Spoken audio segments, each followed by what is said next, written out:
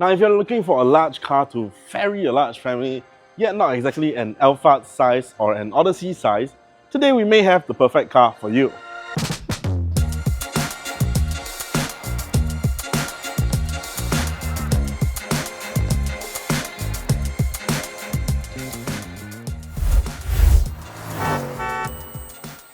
Now, if you're thinking about trading in your car for a car like this Honda Spada Stepwagon, try selling it with Coates instead. Coates helps you sell your car quickly and easily. With the new Coates doorstep, get a professional inspection by our certified mechanics at your convenience anywhere on the island. Coates will then auction out your car online to its wide network of dealers to bid on your car. Once bidding is complete, Coates will update you with their best offer price at no obligation. It's that easy. To find out more, visit quotes.com.sg, that's QUOTZ.com.sg. Now let's find out more about this Spada. The Honda Stepwagon Hybrid is priced at just a bit over $200,000. The 2-litre engine and hybrid drivetrain outputs 324 brake horsepower and 175 Newton meters of torque. That doesn't sound right, but it's from the LTA log card and I can't find any official numbers for its combined output. So, paired with an eCVT transmission, the Honda Stepwagon Hybrid has a claimed fuel consumption of 19.6 kilometers per litre.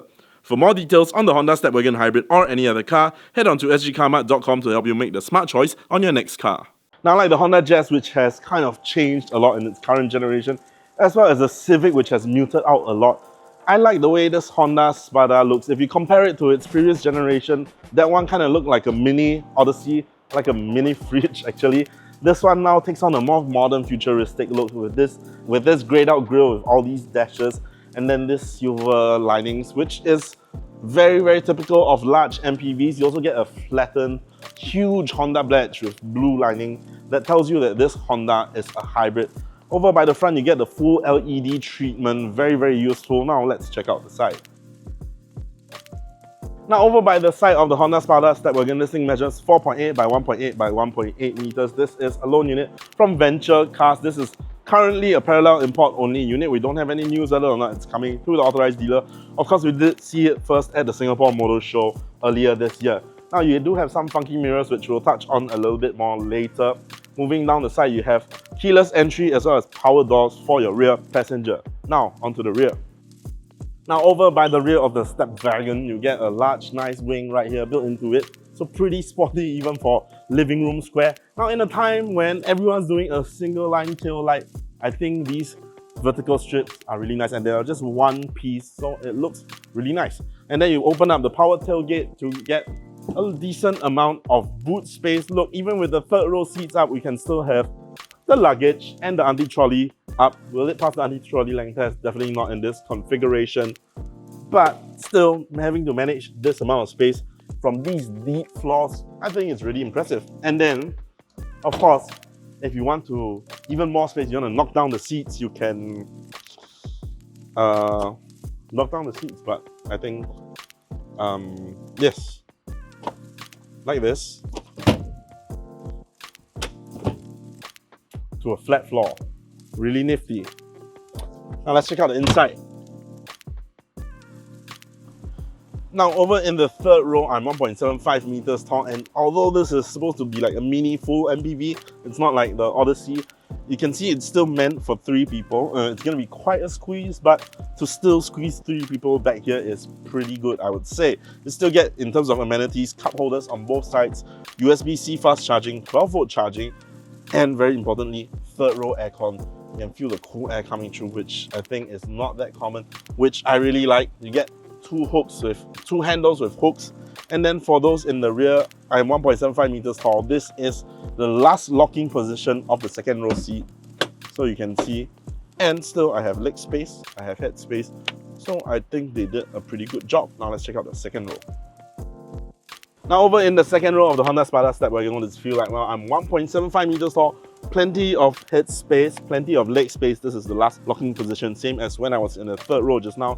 You get armrests on both sides, you get a leg rest as well, but these things are all manually operated. But for its price and its segment, I think it's still a bang for its buck. You get plenty of storage spaces, pocket 1, pocket 2, pocket 3, USB-C fast charging right through the seats, as well as a fold-out tray table.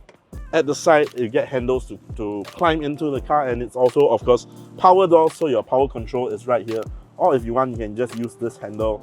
A privacy screen inbuilt to the giant window on the side of the Honda Spada, and of course, aircon right here with a control panel here. So things in the middle are very, very comfortable. I think sitting like this up towards KL, it's gonna be quite a treat. Now let's check out the front. Now over by the interior, the cockpit of the Honda Spada Stepwagon, plenty of space, just a sea of space, and it's true MPV fashion, right? Just plenty of space. And another thing that's very MPV, plenty of cup holders. Get a cup holder here, cup holder in the middle that's big enough for my tumbler, another cup holder on the driver's side. You get a hideaway cubby space here underneath this soft touch material, which is a very nice touch. You get a shelf here, mobile phones, and for the passenger princes and princesses, you get a hook here to hold your things, and with a maximum of 3 kg in gloss plastic, very nicely done, and still get a huge, large glove box.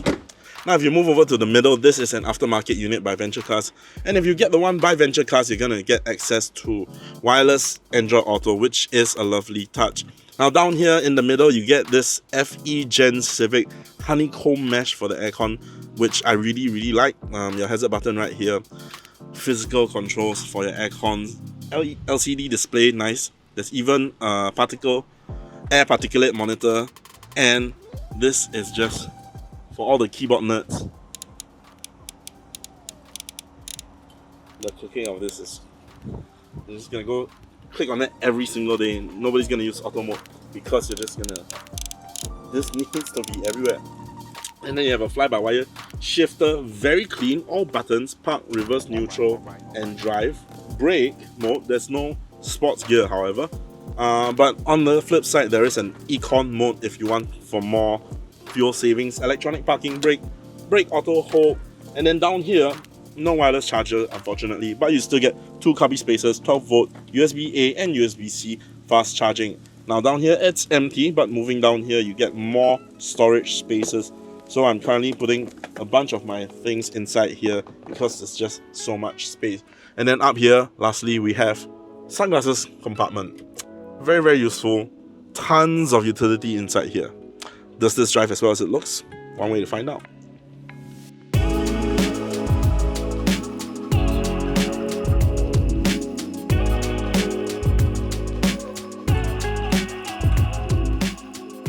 So, driving the Honda Spada 2.0 Stepwagon, what does it feel like?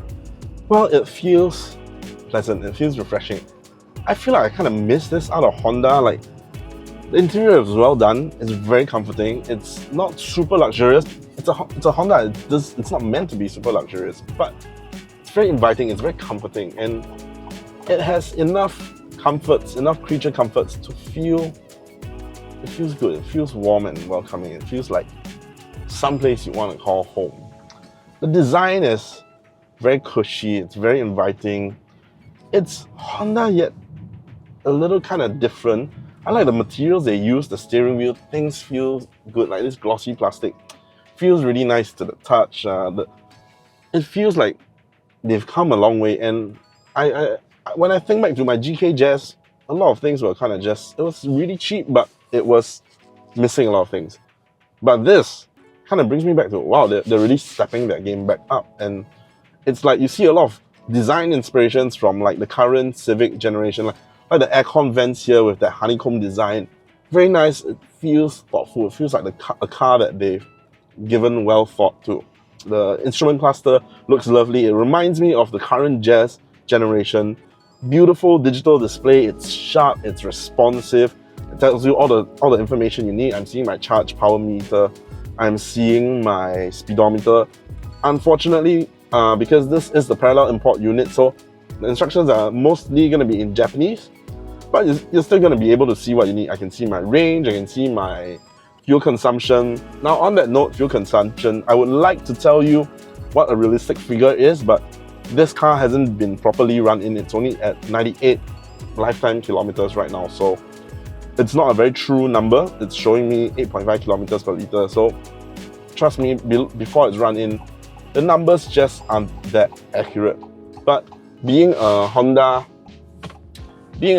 hybrid system, I don't think that it will beat Toyota Noah Voxy kind of hybrid numbers, but I think it can get some respectable hybrid numbers.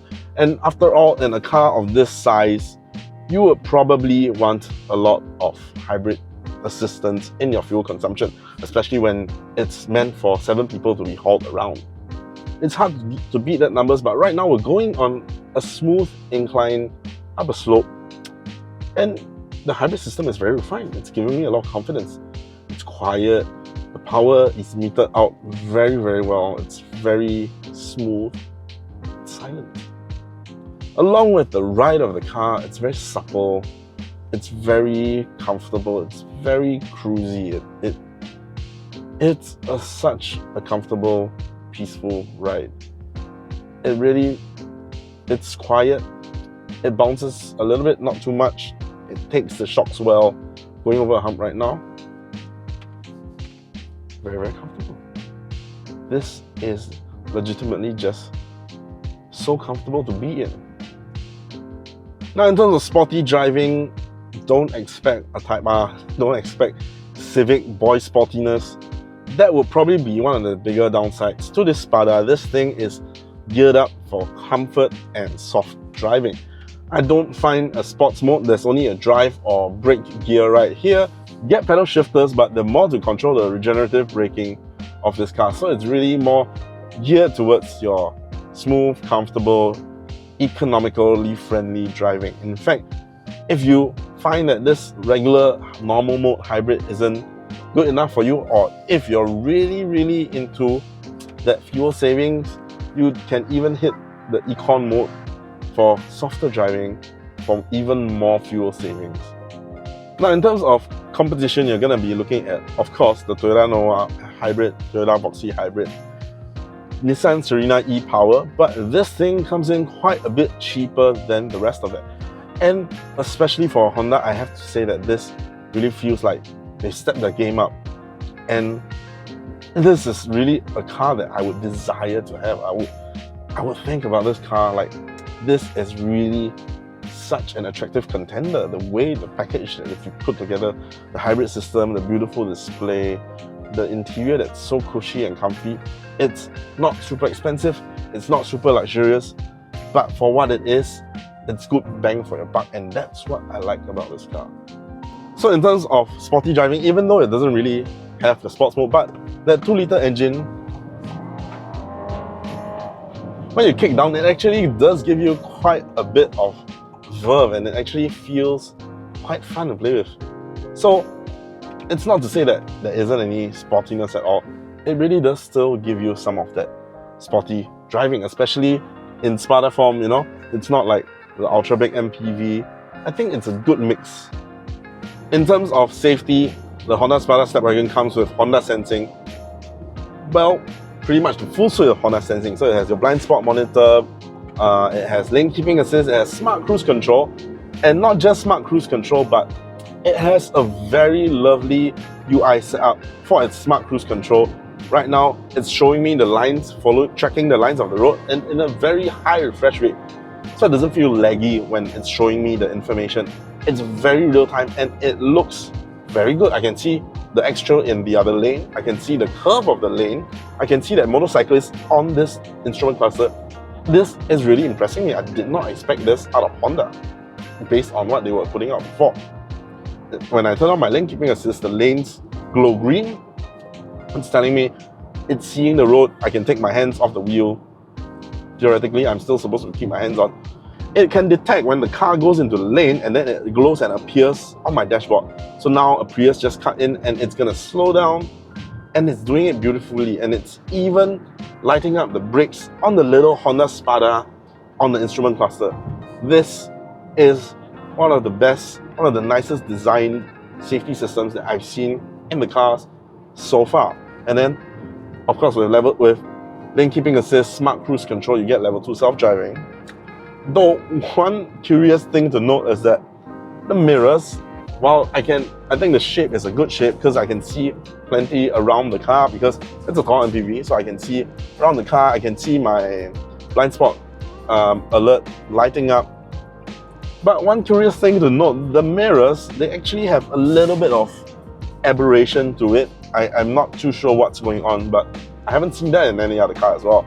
But the aberration is a little bit of something like when your camera doesn't, something's off in your camera, and from an image, you see two images a little bit off. Editor will have to put in the aberration effect right here. That's a little bit of what you see in the mirror. It's not going to affect your driving. I can still see very clearly what's coming in and going, so, but it's just a curious note.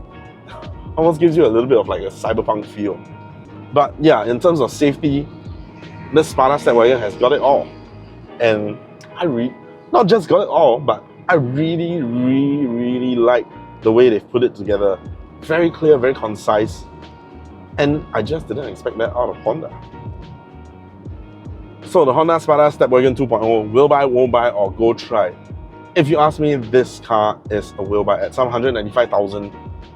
This brings me back to the Honda, the days of the Honda glory. I love this car. I like this car so much. When I was selling away my GK Jazz, it was because it was starting to feel bare, it was starting to lag behind.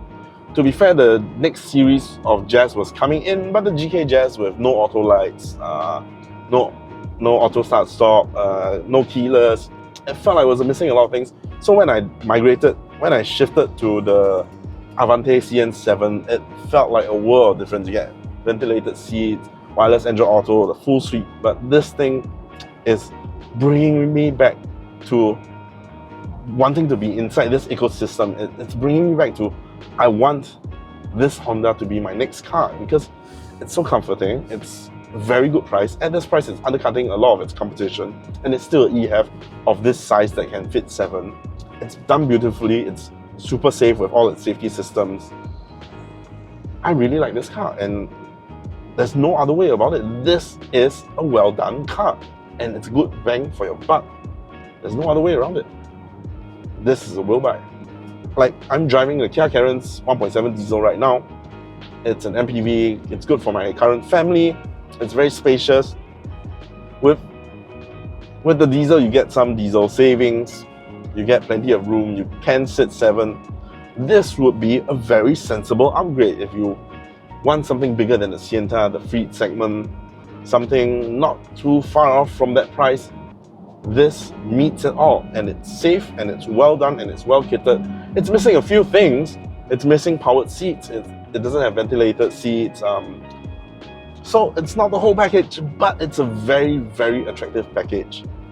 And it's very hard to see why I would go against this. So that's our review of the Honda Spada 2.0 Stepwagon. What do you think? Do you agree with us? Do you disagree with us? Let us know down in the comments below, as well as any other car that you'd like to see us try out. Do leave in the comments and I'll read every single one of these. Any other features you have questions about, leave in the comments as well. If you've made it this far, don't forget to like, share and subscribe. Hit that bell notification icon so you don't miss any of our future videos. And if you've made it this far, do subscribe to us on TikTok. We are at SGKamat. Thanks for watching. I'll see you on the next one. I'll take the rest of this day to enjoy this Honda Spada. It's really bringing me back to being a Honda owner and liking it so much. Thanks. I'll see you next time. To see this Honda Spada Stepwagon and more, you can head down to the Venture Cars showroom to check it out, as well as a wide range of new cars.